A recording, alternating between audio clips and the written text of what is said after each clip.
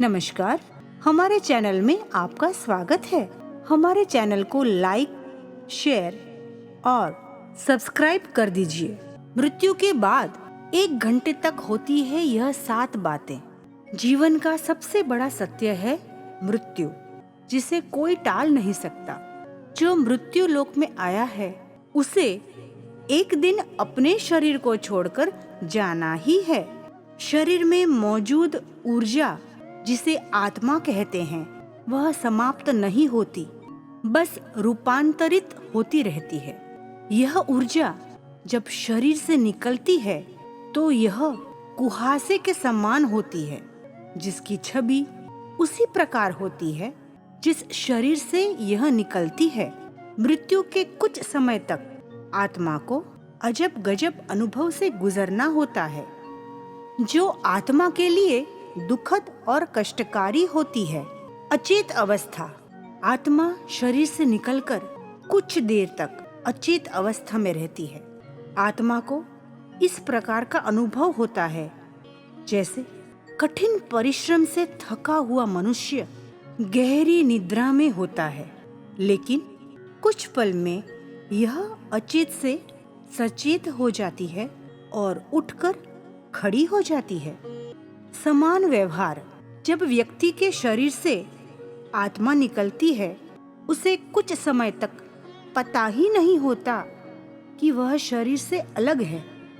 वह उसी प्रकार व्यवहार करती है जैसे शरीर में रहते हुए उसका व्यवहार था। बेचैनी और छटपटाहट। शरीर से निकलकर खड़ी आत्मा अपने सगे संबंधियों को पुकारती है, लेकिन उसकी आवाज कोई सुन नहीं पाता है।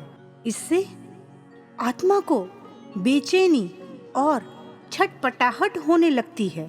आत्मा परेशान होकर सभी लोगों से कुछ कहना चाहती है, पर उसकी आवाज बस उस तक ही गूंजकर रह जाती है, क्योंकि वह भौतिक नहीं, अभौतिक ध्वनि होती है और मनुष्य केवल भौतिक चीजों को ही महसूस कर सकता है। नहीं होता है संचार। वर्षों तक शरीर में रहने से जो सांसारिक माया का आवरण आत्मा पर पड़ा होता है, उससे मोहवश आत्मा दुखी होकर कभी अपने मृत शरीर को तो कभी अपने संबंधियों को देखकर उनसे बात करना चाहती है, लेकिन उसका प्रयास विफल होता है। प्रवेश का प्रयास। आत्मा कोशिश करती है कि वह फिर से शरीर में प्रवेश कर जाए, लेकिन यम के दूत उसे शरीर में प्रवेश नहीं करने देते। धीरे धीरे व्यक्ति की आत्मा यह स्वीकार करने लगती है कि अब जाने का वक्त हो गया है। मोह का बंधन कमजोर होने लगता है और वह मृत्यु लोक विदा होने के लिए तैयार हो जाती है। होती है दुखी। शरीर के मृत हो जाने पर आत्मा अपने परिजनों को रोते बिलखते देखकर दुखी होती है और खुद भी दुख से व्याकुल होकर रोती है, लेकिन उसके वश में कुछ नहीं होता। वह लाचार होकर सब कुछ देखने और अपने जीवन काल में किए कर्मों को याद करके दुखी होती है।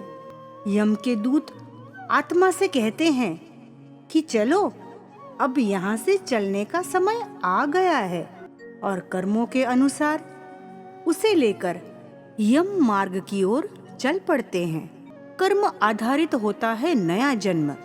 कुछ ही समय में आत्मा मृत्यु लोक की सीमा को पार कर एक ऐसे मार्ग में पहुंच जाती है जहां न सूर्य की रोशनी होती है, न चांद की चांदनी।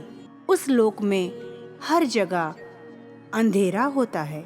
यहाँ आत्मा अपने कर्मों और इच्छाओं के अनुसार कुछ समय तक विश्राम करती है। कुछ आत्माएं जल्दी शरीर धारण कर लेती है, तो कुछ लंबे समय तक विश्राम के बाद अपने इच्छा के अनुसार नया शरीर धारण करती है।